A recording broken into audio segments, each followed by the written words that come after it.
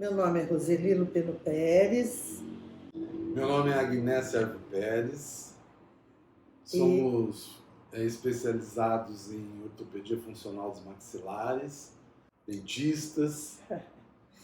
eu gostaria de agradecer muito o professor Lindbergh e o Dr. Rafael pela oportunidade de estarmos aqui mostrando um pouquinho do nosso trabalho que desenvolvemos há quase 40 anos sobre a interferência da boca no todo orgânico e do todo orgânico na boca. A gente sempre usa essa primeira frase que para nós é muito importante. Se quisermos progredir, não devemos repetir a história, mas fazer uma história nova. Então, esse é o objetivo da odontologia sistêmica, está sempre evoluindo de acordo com a própria evolução da odontologia e da ciência. Lembrando que quem disse isso foi o Gandhi. É isso, muito obrigada. Esse é o símbolo da odontologia sistêmica.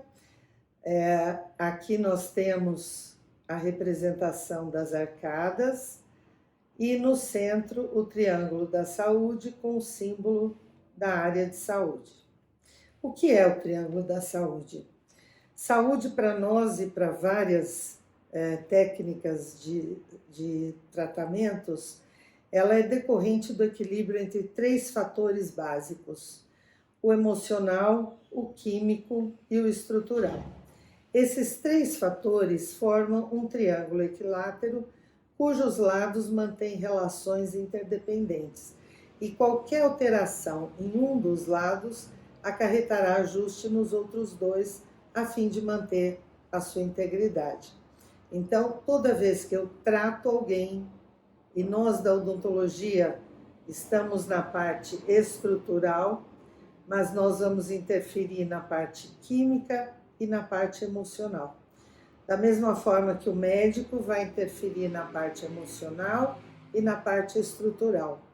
Então, toda vez que a gente trata um paciente, eu vou estar interferindo nos outros 2 fatores de equilíbrio da saúde.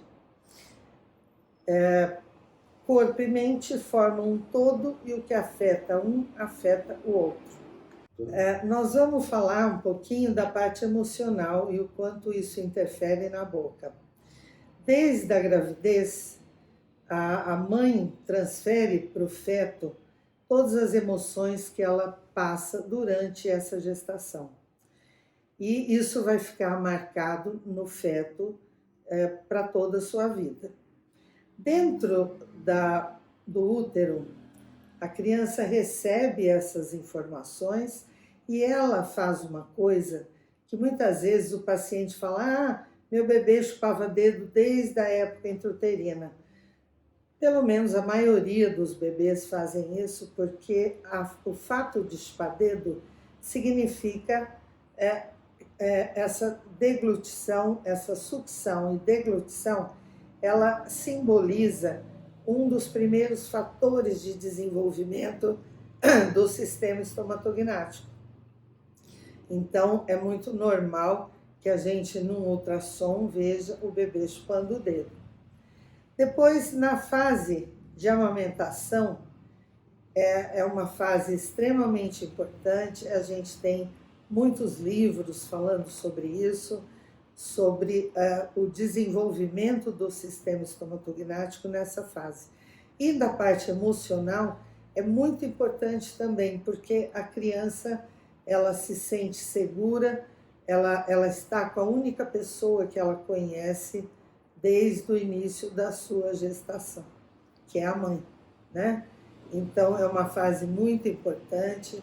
A gente tem uma série de trabalhos que, inclusive, ensinam como a mãe deve amamentar o seu bebê de forma vertical, né? O bebê tem que estar na vertical.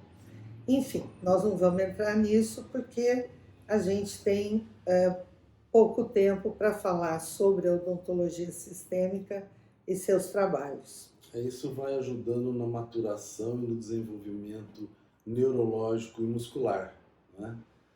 Então é muito importante a posição em que o bebê mama, inclusive da mãe, né? Que o ideal seria que se a mãe ficasse na postura erecta, né? Porque essa posição e o bebê também na vertical, como a Roseli já mencionou, leva a musculatura corporal da mãe a um estímulo das glândulas mamárias, aumentando a produção do leite, por exemplo, né?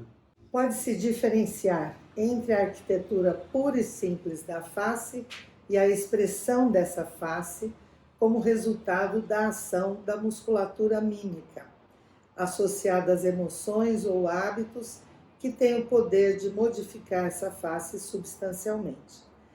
Então, a gente tem aqui duas imagens, né? O indivíduo sorrindo, o indivíduo triste, e é na face que podemos reconhecer o estado psicoemocional de alguém, mesmo que não se fale sobre os pequenos ou grandes frustrações. Emoções produzem formas, sentimentos ou pensamentos desencadeiam reações no sistema neuromuscular, alterando a postura do corpo. Aqui a gente sempre tem uma historinha, né? E todo mundo conhece uma criança que foi adotada e tem uma semelhança muito grande com os pais adotivos. Isso porque, conforme você educa uma criança, você transfere todos os seus padrões de comportamento, suas crenças, seus valores, e tudo vai para o sistema neuromuscular, e é ele que molda a estrutura óssea, o desenvolvimento ósseo.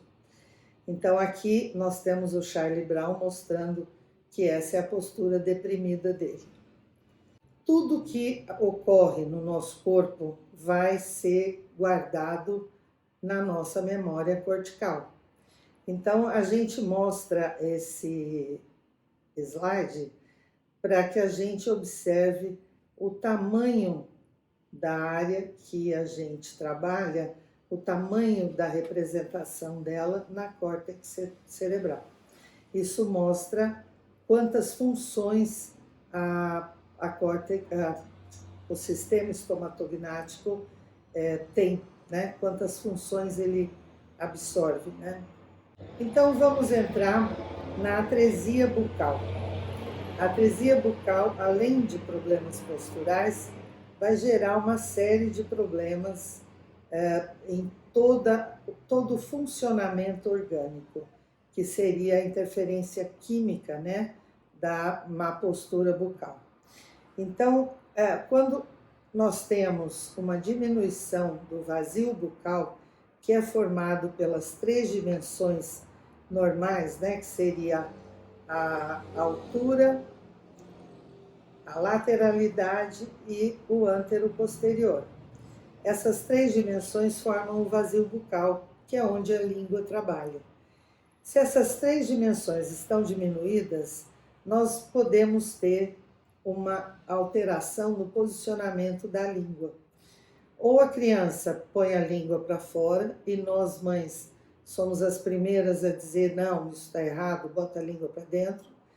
Ou ela vai colocar a língua numa posição posteriorizada. Essa posição pode significar uma diminuição da entrada do volume de ar, porque a língua posteriorizada vai diminuir a luz da entrada do ar. Ela vai funcionar como um garrote em mangueira de jardim. Quando você aperta a mangueira de jardim, você tem uma diminuição do volume de água e um aumento da velocidade. A língua posteriorizada vai provocar uma diminuição do volume de ar, e o corpo, como é muito sábio, e ele sabe que o nosso alimento principal é o oxigênio, ele vai aumentar a nossa frequência respiratória. Esse aumento da frequência respiratória pode gerar um ressecamento em toda a mucosa da orofaringe, provocando um ressecamento, né? O que pode gerar o aparecimento das rinites alérgicas. Por outro lado, esse ressecamento pode provocar uma hiperprodução de muco, e aí nós vamos ter corizas, etc. O muco, quando ele atinge regiões próximas de brônquios e bronquíolos, nós podemos ter o fechamento desses brônquios e bronquíolos e o aparecimento das asmas e bronquites. Tudo isso em função de uma boca trésica, um mau posicionamento de língua e uma alteração de frequência respiratória. A gente tem que lembrar também que é no pulmão que a gente tem os alvéolos, onde ocorrem as trocas gasosas. Então, o sangue vem com o resíduo do metabolismo celular, deposita nos alvéolos e se carrega, as hemácias se carregam de oxigênio que vão levar para todas as partes do corpo. Quando a gente tem uma alteração de frequência respiratória, nós podemos ter uma diminuição do tempo nessa troca gasosa e a hemácia pode ter uma quantidade deficiente de oxigênio. Os órgãos mais importantes, tipo cérebro, coração, etc., eles vão pegar o que eles precisam e o maior órgão que nós temos, que é a pele, pode ficar com deficiência de oxigênio. Muitas vezes a gente vê um indivíduo com a boca muito atrésica que ele acaba tendo erupções, tumores, muitas espinhas, e quando ele começa a usar o aparelho, começa a recuperar esse vazio bucal, muitas vezes a gente tem a recuperação dessa pele. É claro que tudo que nós estamos falando aqui não é só provocado pela atresia bucal. A rinite, as bronquites, problema de pele, lógico que existem outras causas, né, além da atresia bucal. Muito bem, continuando, com o aumento da frequência respiratória, a gente acaba estimulando uma alteração em frequência cardíaca, alteração no sistema imunológico, porque a linfa é quem carrega os nossos anticorpos. Quem faz com que essa linfa circule são os nossos movimentos, massagens, enfim. Mas um fator muito importante são os movimentos abdominais na respiração. Então, se eu tenho uma frequência respiratória alterada, eu tenho os movimentos abdominais de inspiração e expiração também alterados. E aí a gente pode ter uma alteração em toda a circulação da linfa. O nosso objetivo é uma amostra do nosso trabalho como um todo. Outro fator que é muito importante são as alterações digestivas, a alteração do sistema digestivo. Isso porque as grandes glândulas estão em meio ao tecido muscular, né? Aqui a gente pode ver a glândula parótida no meio da musculatura e o ducto também. Toda vez que eu tenho boca trésica, contração da musculatura, eu posso ter uma contração sobre as glândulas salivares. Isso pode provocar uma alteração de suco salivar, uma alteração de pH de saliva. A digestão começa na boca. Se eu tenho uma alteração de pH de saliva, eu posso ter um fator de alteração em todo o trato digestivo. Para comprovar isso, a gente pegou um grupo de pacientes do nosso curso de odontologia sistêmica e mandou para um laboratório de análise e eles fizeram o exame de pH de saliva. Todos tinham na boca uma pastilhinha de resina para que o fator da resina do aparelho não fosse um fator de dúvida sobre o resultado do teste. Então, eles fizeram um teste, esses pacientes tinham pH de saliva ácido e eles não tinham nenhum problema digestivo já fixado não eram respiradores bucais, mas eram pacientes que tinham sinais de saliva ácida. Então, cáries cervicais, muito aparecimento de aftas, por isso eles foram selecionados. Eles fizeram o exame, e boca trésica, né? Então, eles fizeram o exame, foi detectado pH ácido, aí eles voltaram para a sala de espera, colocaram os aparelhos na boca e refizeram o teste. E, felizmente, a gente observou que o pH da saliva se tornou neutro ou ligeiramente alcalino, que é o pH normal. Então, a hora que a gente liberou a musculatura e recuperou o vazio bucal com o aparelho, a saliva se tornou normal. O sistema neuromuscular está intimamente ligado à manutenção da postura. Portanto, qualquer fator influenciará a relação do crânio com a cervical, causando mecanismos compensatórios. Sempre que houver uma mudança na postura, os mecanismos compensatórios buscarão a manutenção do plano bipupilar horizontal. A recuperação do equilíbrio do sistema estomatognático é muito importante em relação à postura do corpo e à convergência ocular. Nós vamos falar sobre postura mais à frente, mas agora nós vamos mostrar processos da alteração da convergência ocular. Então, aqui nós temos um filme e eu quero que vocês observem o olho esquerdo da paciente fazendo o teste de convergência ocular.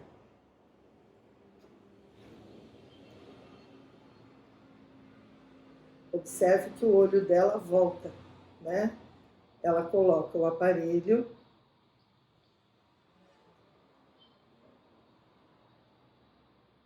e a gente mantém a convergência ocular dela. É importante dizer que, segundo Bernard Bricot, né, que coordena a área de posturologia, né, na França, a maior parte de vocês já conhece, que ele já deu vários cursos aqui no Brasil, ele que aplica esse teste da convergência ocular e ele diz que, além do sistema vestibular ser responsável pelo equilíbrio do nosso corpo, né, através das células ciliares, também os olhos, a boca, que ele chama de sistema manducatório, e o sistema podal, os pés, esses três pontos também têm a mesma importância no equilíbrio do sistema límbico, né? E quando a pessoa não mantém essa convergência e diverge, normalmente estamos de frente de um problema de báscula de bacia, uma região sacroiliaca, anteriorizada, posteriorizada, o superior, o inferior, o ilíaco em relação ao sacro, ou seja, uma disfunção na região sacral. Mais um filminho.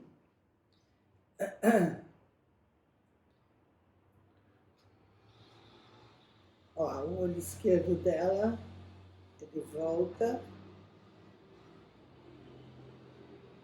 A gente fez esses filmes para mostrar num curso que a gente deu fora do Brasil, por isso o relógio ali, para que não houvesse dúvida do tempo, né, em que foi realizado o teste. E tem indivíduos que vai colocar o aparelho ou a anteriorização, fazendo um desafio da posição mandibular em relação ao crânio e à coluna, e não vai modificar. Não é? Esses indivíduos a gente já pode pensar num problema de causa que nós chamamos de ascendente, ou seja, que a causa está no corpo e não na boca. Quando, como é o caso que estamos aqui mostrando, ela mantém a convergência quando coloca o aparelho, sim, podemos concluir que o problema vem da boca, não é? Essa questão da não manter a convergência do globo ocular. Aqui nós vemos todas as suturas não coladas. Na ortopedia funcional dos maxilares, nós provocamos a eliminação da memória muscular patológica, o que pode levar a musculatura facial para sua posição mais fisiológica. Com isso, podemos supor que existe uma alteração no posicionamento dos ossos do crânio, permitida pela não compressão muscular, que poderia liberar a flexibilidade dos ossos, favorecida pela não soldadura da sincondrose esfenobasilar e pela presença de todas as suturas não soldadas. Quando a gente estudou anatomia, a gente estudou num crânio morto. Então, para nós, sempre foi mostrado que a sutura era soldada. Hoje, a osteopatia mostra que essas suturas são quase uma articulação, né, Agnes? Sim. É uma articulação, e no meio delas existe tecido conjuntivo, etc. Né? Então, a gente precisa pensar bem nos movimentos que a gente faz com os aparelhos ortopédicos funcionais, porque nós estamos mexendo na sutura da maxila, mas nós vamos mexer com todas as suturas do crânio. Nós podemos alterar com os aparelhos disfunções cranianas provocadas por alterações musculares, como uma disfunção em extensão, onde temos a abertura do ângulo esfeno-occipital, o crânio aumenta o seu diâmetro antero-posterior, as órbitas diminuem seu tamanho, o palato é estreito e alto e favorece a miopia. Seria uma característica do dolicocéfalo, né? Por outro lado, quando temos uma disfunção em flexão, com o fechamento do ângulo esfenobasilar, o crânio tem um aumento no seu diâmetro transverso, um aumento do diâmetro da órbita, o palato duro mais plano e o favorecimento da hipermetropia. Então, vê como a alteração dos ossos da face leva à alteração dos ossos da órbita e alteração das patologias que podem vir dali. É interessante colocar que esses movimentos de flexão e extensão ocorrem não só na sutura esfenobasilar, né? Também na maxila, nos temporais, no osso frontal, no etimoide, no esfenoide, né? Como já colocamos do esfenoide em relação ao occipital. Então, quando inspiramos, ocorre um movimento em flexão, ou seja, os temporais eles fazem um movimento de outflare, né? Então, ele na flexão ele faz esse movimento, lógico que eu estou aqui exagerando com finalidade didática, mas é um pequeno movimento em flexão e extensão no sentido contrário. Isso ocorre em todos os ossos do crânio, da face e na região sacral também, como nós já dissemos, que acredita-se que esta comunicação é dada pela dura mater, não é?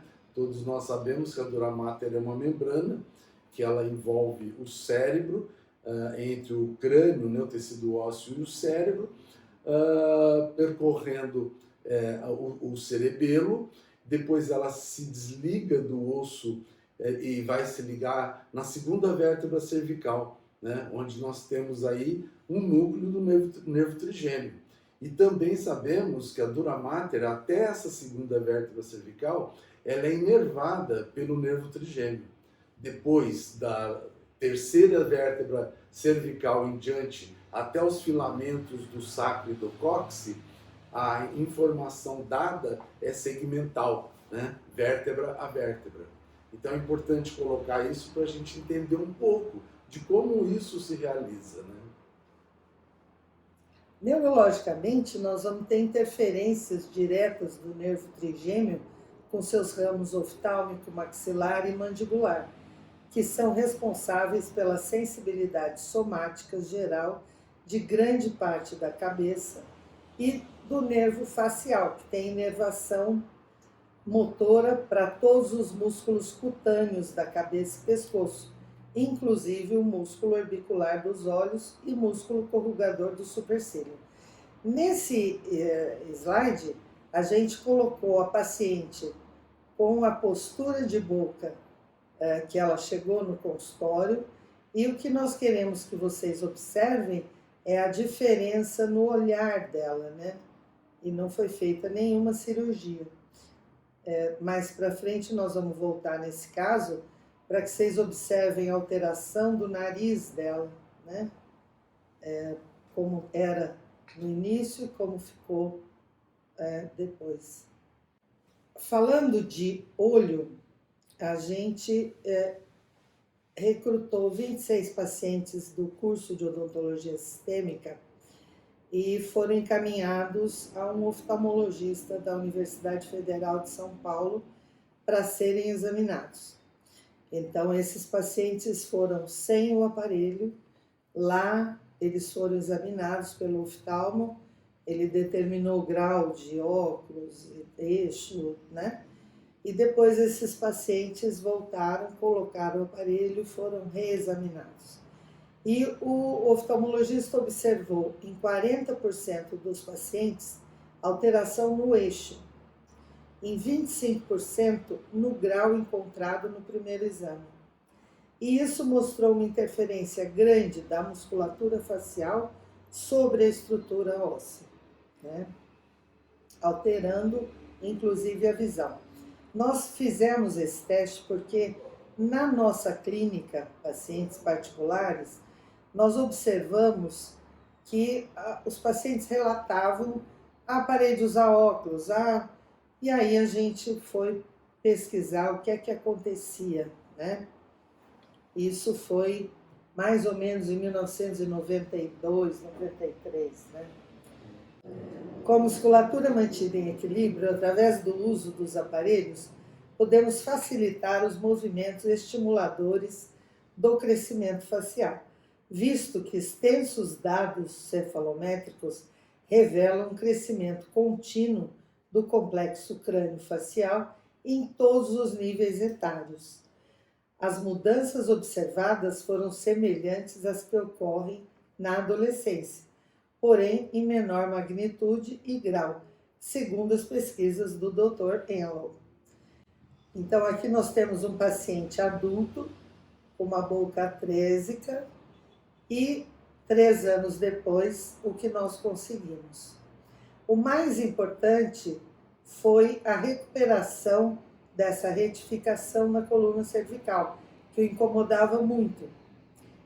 E essa radiografia foi feita 1 ano após o tratamento.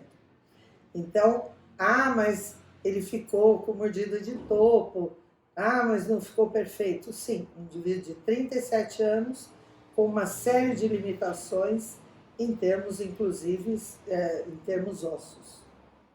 Os músculos dos olhos podem sofrer variações de tonicidade por via do sistema trigeminal, incluindo a informação vinda da articulação temporomandibular e pela oclusão. Uma respiração, sobretudo pela boca, desloca a cabeça e ombros para frente, prejudicando assim o sistema todo. A correção desses aspectos pode melhorar a deficiência postural e a sintomatologia existente de cefaleia, dores musculares, desequilíbrios, vertigens, dislexia, déficit de atenção, hiperatividade. Então, aqui nós temos um indivíduo com uma respiração bucal, a língua posteriorizada, para que ele aumente o ângulo de entrada de ar, ele tomba a cabeça para trás. Isso ocorre muito com o respirador bucal. Então, ele faz esse movimento para aumentar o ângulo, como a gente vê aqui na imagem, né? E aumentar a entrada de ar.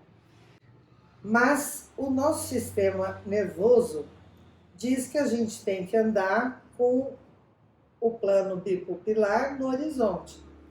Então, além dele fazer isso, ele acaba jogando o pescoço para frente para que o olhar fique no horizonte. E isso vai levar a uma alteração da postura do corpo todo. Hoje a odontologia deve olhar para o bem-estar geral do paciente, para o seu nível de desenvolvimento, para a sua aprendizagem e para a sua qualidade de vida. É importante também que colabore no diagnóstico diferencial das escolioses, das cefaleias, das dores de ouvido, na hiperatividade, nas depressões e dislexias. Nós somos profissionais de saúde. Isso é muito importante a gente ter em mente.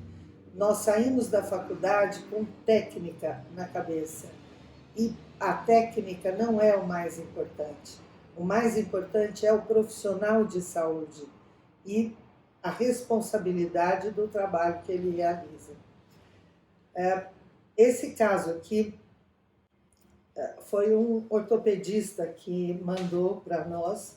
Então, uma mordida extremamente profunda, uma escoliose grave para uma criança de 9 anos. Aqui está o aparelho na boca e a eliminação da escoliose. Então, são os casos que o Agné falou. Às vezes são descendentes da boca para o corpo e às vezes são ascendentes, do corpo para a boca. Se eu tratar esse paciente sem saber desses problemas, eu posso muito bem perpetuar uma escoliose. Se eu não souber diagnosticar o que esse paciente me traz. Desde a época do Balters, ele falava, né, que no tratamento das anomalias dentofaciais, a meta é normalizar o espaço bucal funcional e não apenas corrigir a posição dentária e a relação maxilo-mandibular. Então, esse espaço bucal que a gente tem que normalizar é o vazio bucal, né? Aqui nós temos uma representação, a mandíbula e a coluna, a pelve, os ossos ilíacos, né? Por que a gente está mostrando isso? O crânio se apoia nas ATMs e na primeira cervical, de forma, vamos dizer, de uma forma prática para a gente explicar. Toda vez que eu tenho uma alteração no posicionamento da mandíbula, eu vou estar interferindo no posicionamento do crânio. E com isso, vou estar interferindo no posicionamento da primeira cervical. Então, como a gente vê nessa imagem, nós vamos tendo uma alteração de posicionamento de todas as vértebras, levando a uma alteração pélvica, né? O indivíduo pode ficar com uma perna mais curta que a outra, enfim, alguns problemas que a gente vai falando em seguida.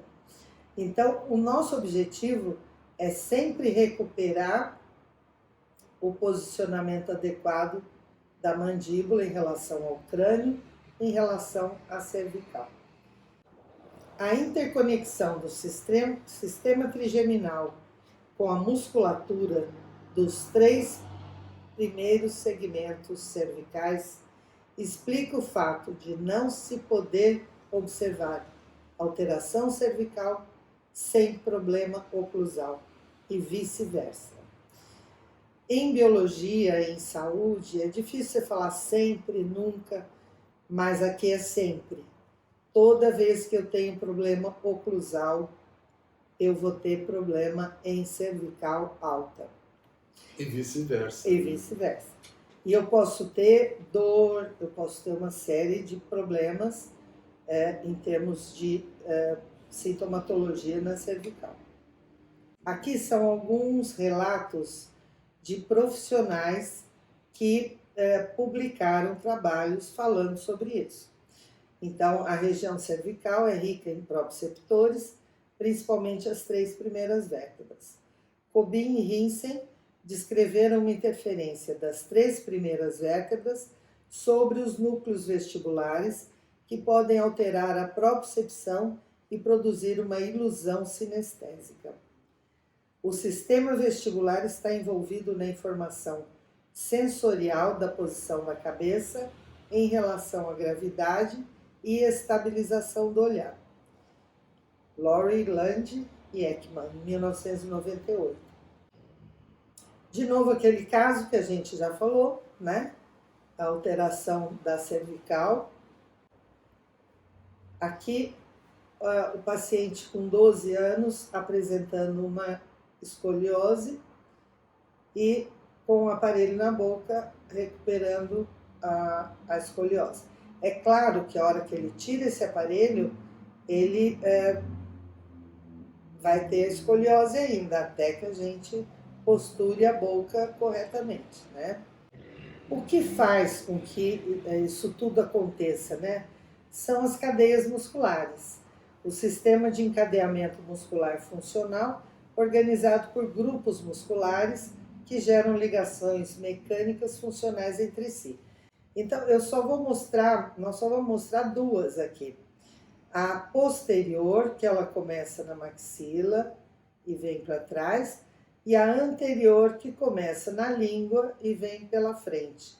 Então, se a gente imaginar a alteração entre a posição de mandíbula, nós vamos estar interferindo pela cadeia muscular no corpo todo, porque essas são algumas das principais cadeias musculares, né? A posterior começa aqui, vai para trás, e a anterior começa aqui. Então, a alteração nessa relação vai definir uma alteração no corpo todo. É interessante lembrar que a cadeia anterior, cadeia muscular anterior, é a mais forte, né? Então, por isso, a tendência de, conforme vamos envelhecendo, ir arqueando o corpo. Por isso, se faz necessário fortalecer a cadeia muscular posterior, né? Para o indivíduo se manter erecto. Tem sido demonstrado, através de eletromiografia, a existência de uma cadeia muscular que se torna ativa durante o controle postural. Isso quem falou foi o Valentino, Faboso e Melito, em 91. Foi demonstrada a dependência do plano de oclusão sobre a variação morfológica do arco plantar. Valentino e Faboso, em 91. Valentino e Melito, em 91, demonstraram, com a ajuda de eletromiografia, uma relação funcional entre os músculos da perna e os músculos da mastigação. Então, desde 91, existem estudos comprovando essa relação das cadeias musculares com a postura do sistema estomatognático e a postura corporal. É interessante que, assim como tem esses estudos dessa musculatura, existem outros também pelos profissionais do Applied Kinesiology, né, quiropraxistas, fisioterapeutas, demonstrando a inter-relação que ocorre entre a musculatura da pelve, né, com a ATM, com os músculos da articulação temporomandibular. Então, nós temos músculos estabilizadores da região pélvica que não deixa o ilíaco, por exemplo, anteriorizar, e tem músculos que não deixam o ilíaco posteriorizar na sua totalidade. Então, mantém um equilíbrio anterior-posterior na postura corporal. E a mesma coisa ocorre com a musculatura da ATM.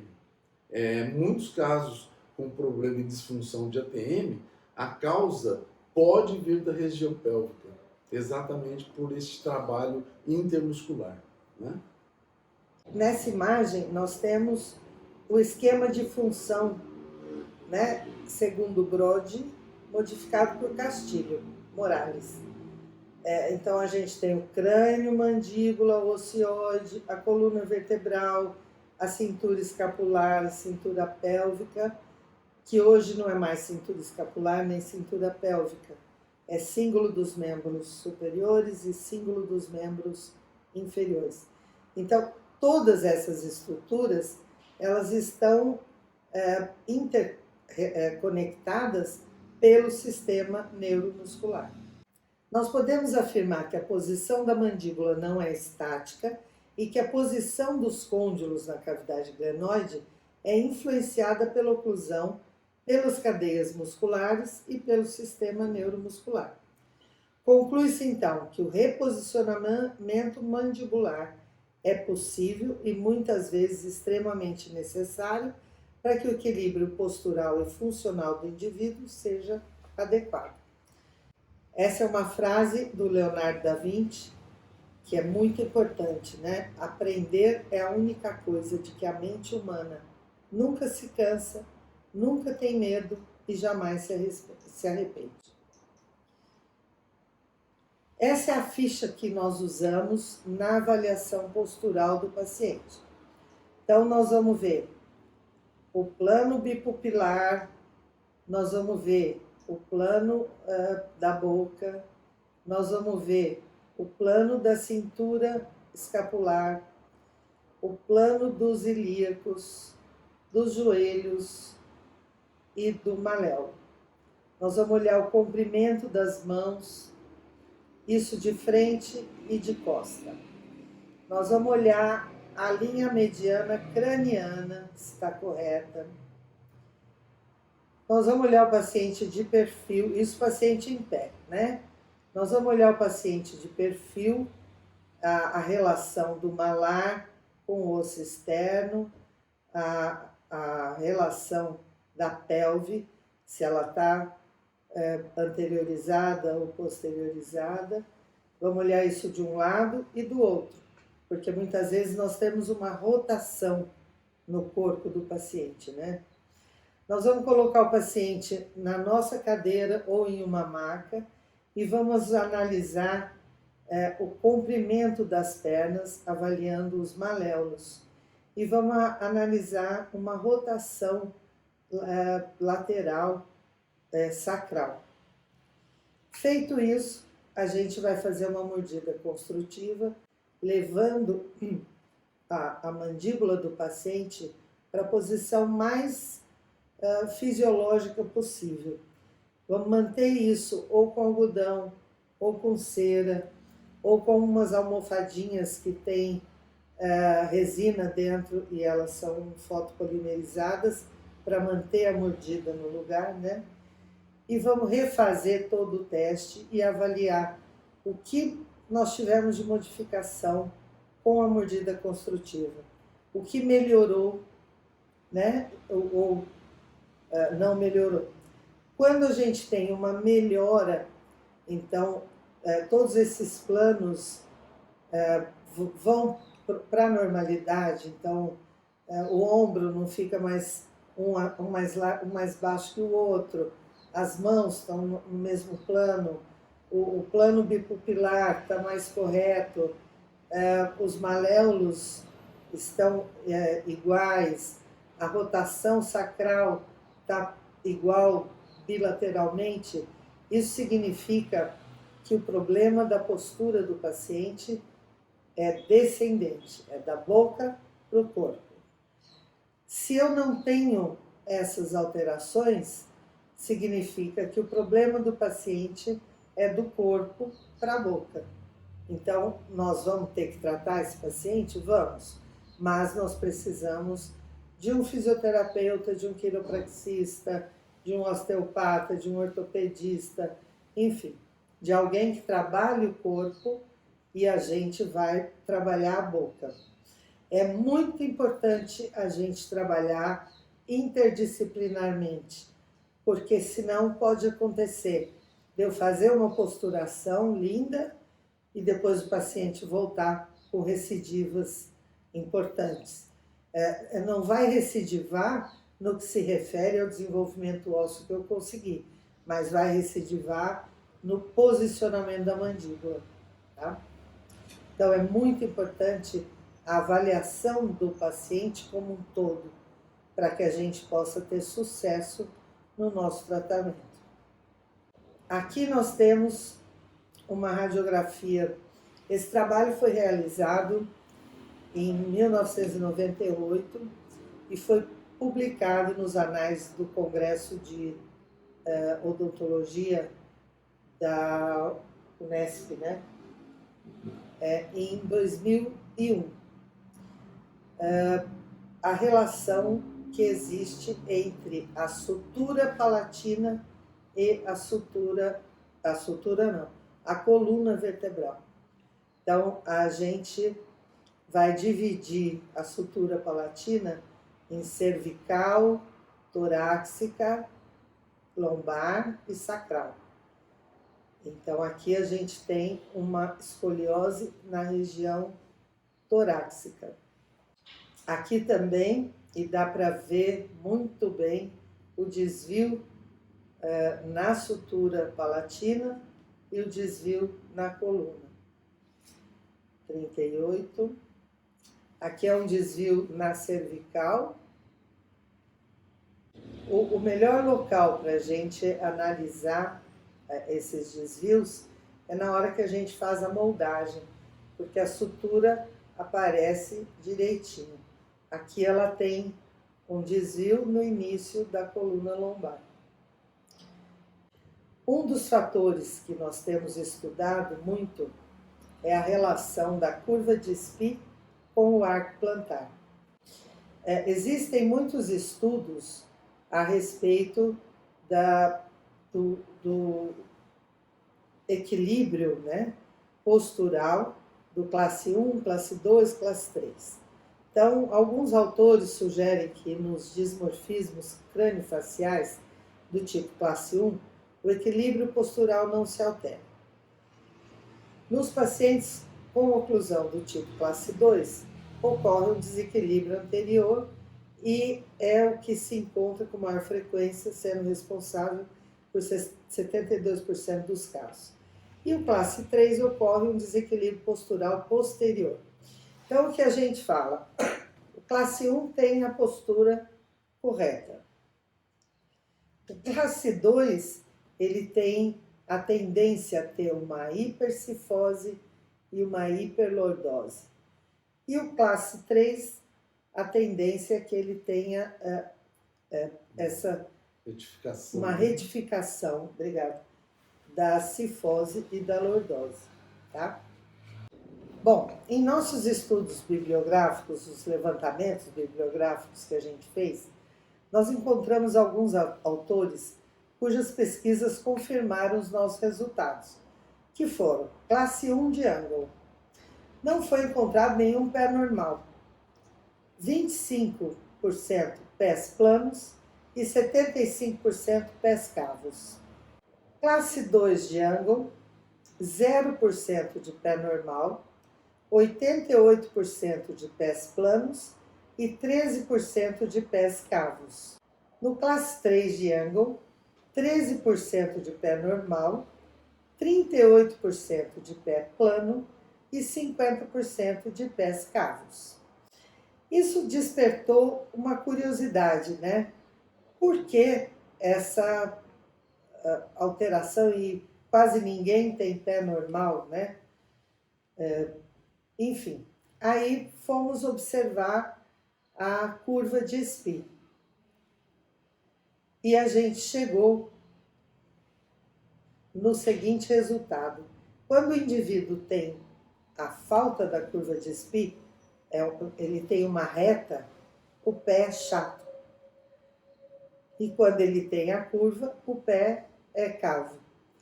Nós tivemos alguns pacientes com curva de Spee de um lado, de Spee, né, Lindbergh, como você gosta que fale, curva de Spee de um lado e a falta dela, uma reta do outro. O que levou a gente a observar um pé chato do lado que não havia curva e um pé cavo do lado que tinha curva. Então vejam o quanto a boca interfere, inclusive na sola do pé, na estrutura do pé.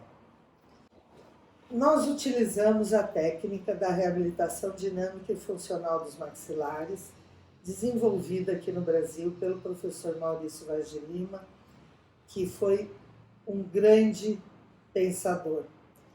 Ele desenvolveu essa técnica, ele era ortodontista e é uma técnica mecânico-funcional extremamente eficiente. Para nós, não existe técnica boa, técnica ruim. Técnica boa é aquela que você domina, que você sabe utilizar todas as possibilidades que ela te oferece. Técnica ruim é aquela que você não sabe utilizar e utiliza mal. Então, para nós, o mais importante é o dentista saber aonde ele quer chegar e usar todas as ferramentas que ele tiver para atingir os seus objetivos. A nossa técnica de preferência é a reabilitação dinâmica e funcional. Mas a gente utiliza também os aparelhos só funcionais, como Balters, Klampt, Frankel. A gente utiliza as cápsulas da doutora Maria Elizabeth. Enfim, a gente utiliza o que for necessário para que a gente atinja o nosso objetivo. E isso é uma coisa muito importante, que os dentistas estudem o máximo que eles puderem para que a sua caixinha de ferramenta facilite o seu trabalho. Então, os aparelhos do Maurício são só alguns que a gente vai mostrar aqui, né? Então, a expansão em lateralidade, superior e inferior, esses são desenhos do próprio Maurício, do livro dele, né? Do Maurício, do Humberto Soliva. Aqui nós temos a distalização. Este aparelho é o mais importante, porque a gente consegue recuperar a dimensão póstero-anterior. Desculpe, antero-posterior. E colocando na pré-maxila, nós podemos recuperar a dimensão póstero-anterior. Então, esses aparelhos são extremamente eficientes, como nós vamos ver a seguir, né? Vocês veem que aqui é um paciente adulto com espaço zero para canino, espaço pequeno para lateral. E no aparelho de distalização, a gente utiliza muito para recuperar o posicionamento de terceiro molar. Então aqui, essa é uma paciente adulta, 37 anos, uma repórter de televisão. Então ela usava muito mal o aparelho e esse tratamento acabou levando um tempo maior do que o comum, mas a gente conseguiu verticalizar o terceiro molar dela. Essa paciente havia extraído os superiores e ela queria erupcionar os inferiores, ela não queria sofrer extração.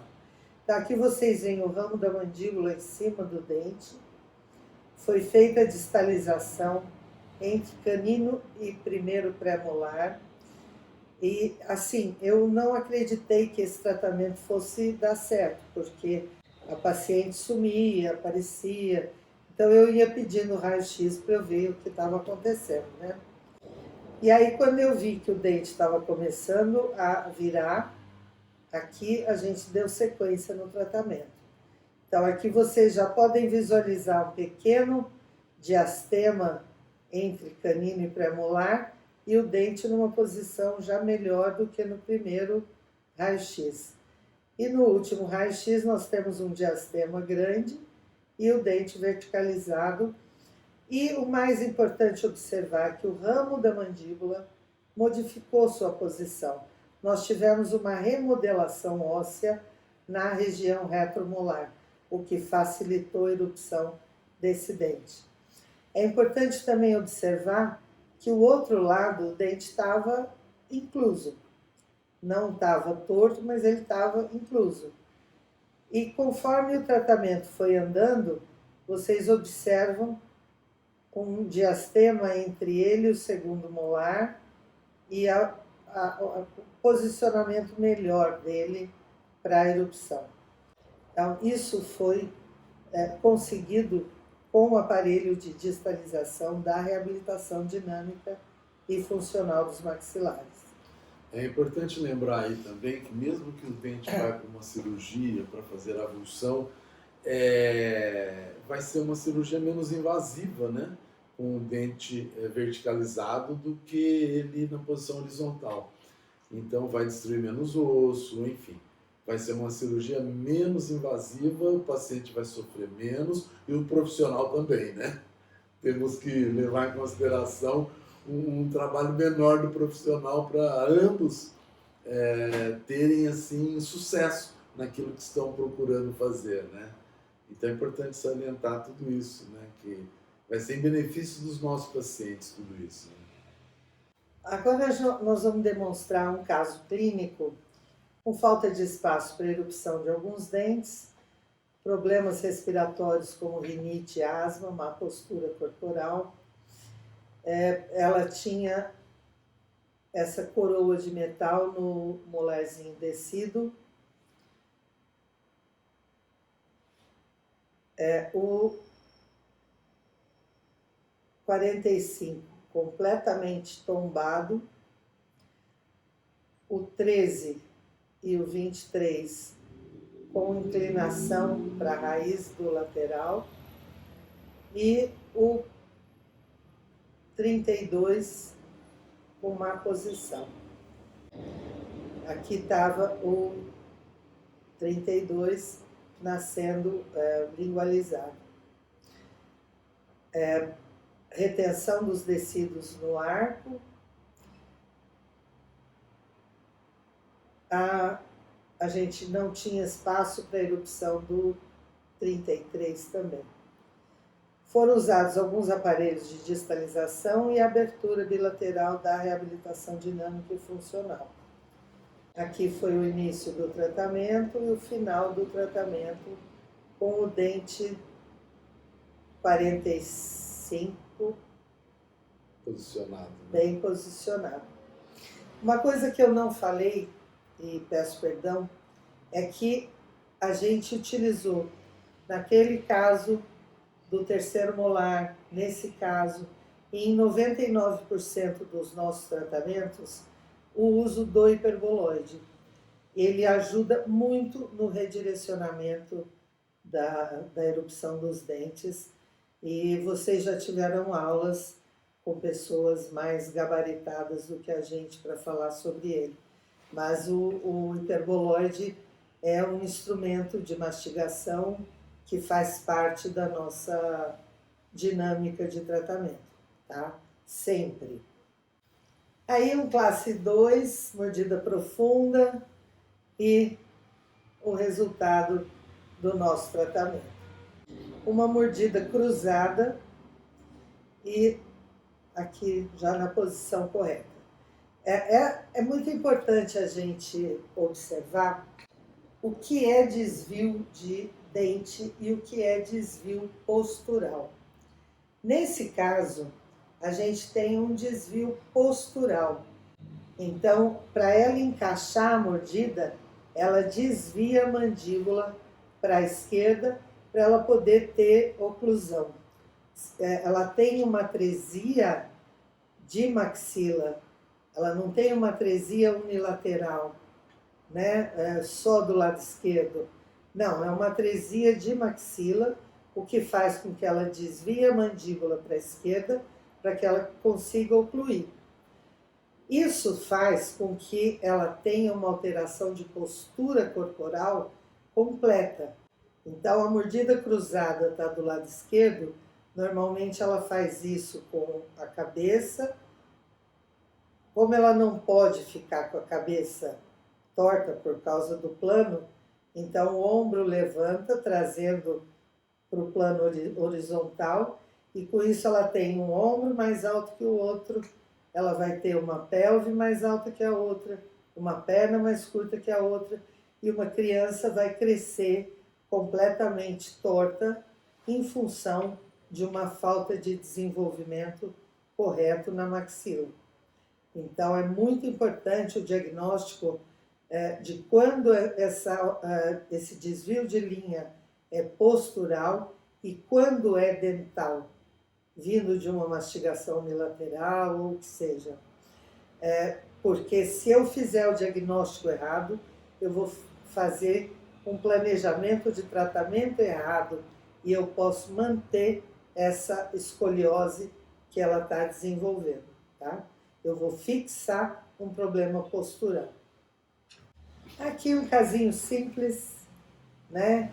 De mordidinha aberta e rapidamente se fecha e a gente recuperou os espaços para a erupção dos dentinhos dele, né? Esse é o caso que a gente já viu lá de um paciente adulto com restrições de movimentações, né? Também recuperação de vazio bucal, recuperação das funções orgânicas corretas do paciente. E isso deixa a gente muito feliz porque os pacientes relatam, né? Eu respiro melhor, eu consigo correr mais, eu consigo nadar mais. Esse é um caso mais grave e olha que beleza que ficou. Espaço zero para lateral, espaço zero para canino, né?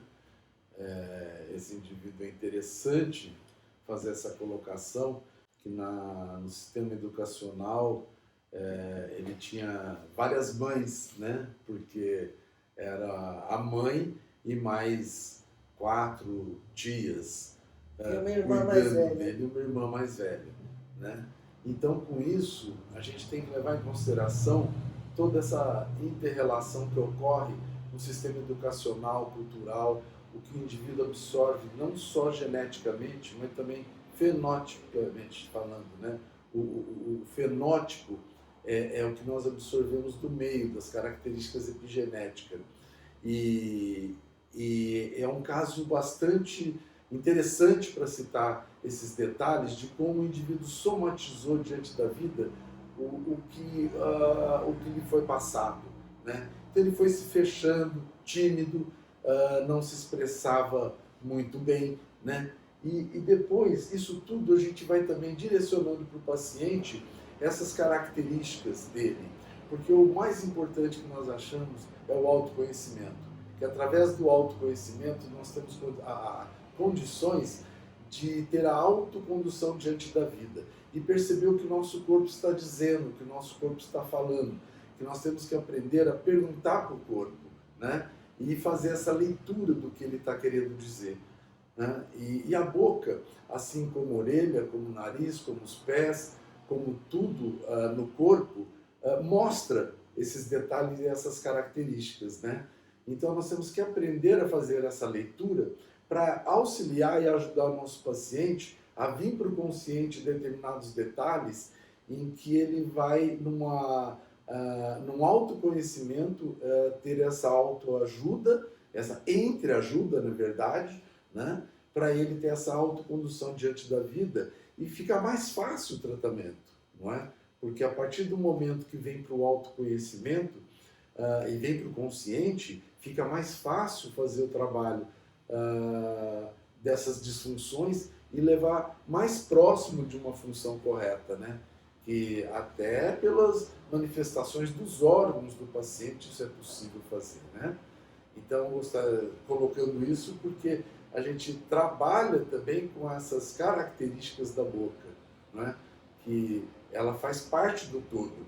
Nós sempre brincamos, se o paciente deixasse a boca de manhã no consultório e passasse a tarde por pegar, seria uma maravilha, mas não é assim, né?